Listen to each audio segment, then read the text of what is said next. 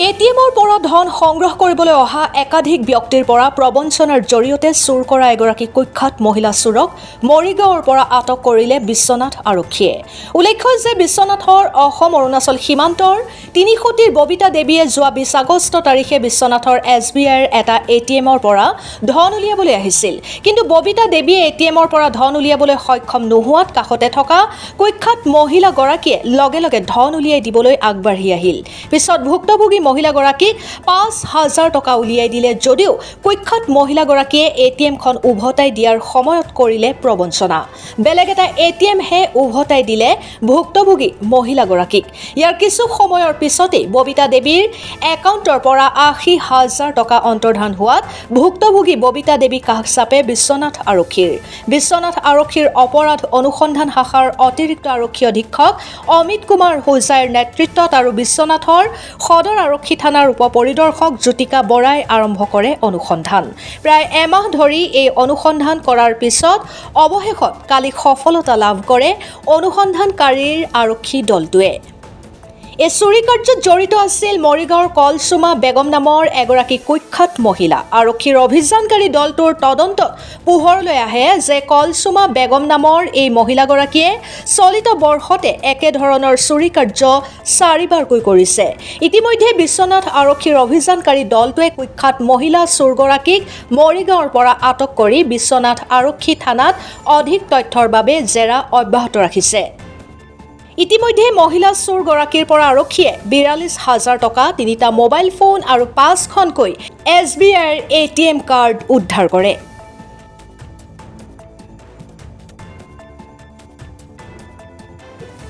বিশ্বনাথৰ পৰা পলাশ প্ৰিয়মৰ প্ৰতিবেদন, বিহালী সংবাদ অসম। আমাৰ বিশ্বনাথ চাৰিআলি থানাত কমপ্লেইন আহিছিলে এগৰাকী তেখেতে কৈছে কোনোবাই তেখেতৰ একাউণ্টৰ পৰা পইচাটো ওলাই লৈছে। আমি কমপ্লেইন পোৱাৰ লগে লগে আমি তদন্ত আৰম্ভ কৰিলোঁ। তদন্তত আমি যোন মেইন একিউজ যোনে এনেকুৱা কৰিছিলে ঘটনাটো তেখেতক আমি আইডেণ্টিফাই কৰিলোঁ।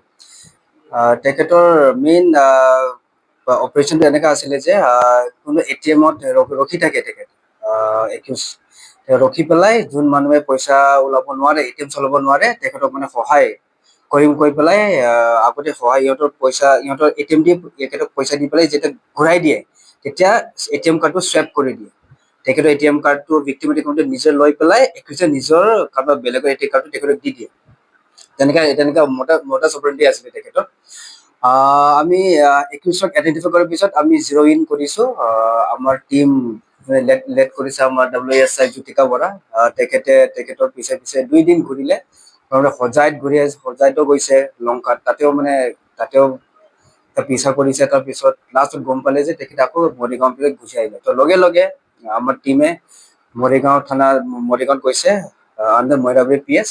তেখেতৰ মইৰাবাৰী PSৰ হেল্পত সিহঁতৰ হেল্পত আমি এখেতক আমি এৰেষ্ট কৰিব পাৰিছোঁ আৰু যোৱাকালি আমি ইয়াত আনিছোঁ। আমাৰ ইয়াত হয়, মহিলাগৰাকী তেখেতৰ নাম হয় Kulsuma Begum, wife of Asmat Ali, village Tati Kata, PS মইৰাবাৰী, district Morigaon. তাইৰ বিৰুদ্ধে পূৰ্বতো বহুত জেগাত গোচৰ আছে নেকি? তাইৰ এনেধৰণৰ ঘটনা আগতেও আৰু কেইবাটাও স্থানত কৰিছে? হয়, আমি তদন্তত পিছত গম পালো যে তেখেতৰ এটা হেবিচুৱেল অফেণ্ডাৰ হয়। অলৰেডি তেখেতৰ এগেইনষ্টত মৰিগাঁৱত, গোৱালপাৰা, লংকা আৰু চামগুৰি PSত চেম একে কেছৰে এনেকে চেম ইনচিডেণ্টৰে কেছ তেখেতৰ এগেইনষ্টত ৰুজু হৈ আছে। তাৰমানে প্ৰফেচনেল এতিয়াতো প্ৰফেচনেল হিচাপে দেখা পাইছোঁ। 4টা কেছ অলৰেডি ৰেজিষ্টাৰ হৈ আছে তেখেতৰ নামত। এইটো নম্বৰ 5th কেছ হ'ব আৰু ভুক্তভোগীয়া আমাৰ তিনিচুটি জিঞ্জা। কিমান টকা আচলতে আত্মসাৎ কৰিছিলে মহিলাগৰাকীয়ে? 80,000 ওলাই লৈছিলে। আমি তেখেতৰ ঘৰ ৰেড মাৰিলোঁ। ৰেডত আমি 42,000 আমি উদ্ধাৰ কৰিব পাৰিছোঁ। আমাৰ বিশ্বনাথ চাৰিআলি এটিএম। বিশ্বনাথ চাৰিআলিতে আধা কৰিলে, তাৰপিছত মংগলদৈ ফালে তাতেও যায়, তাতেও উইথড্ৰ কৰিছে।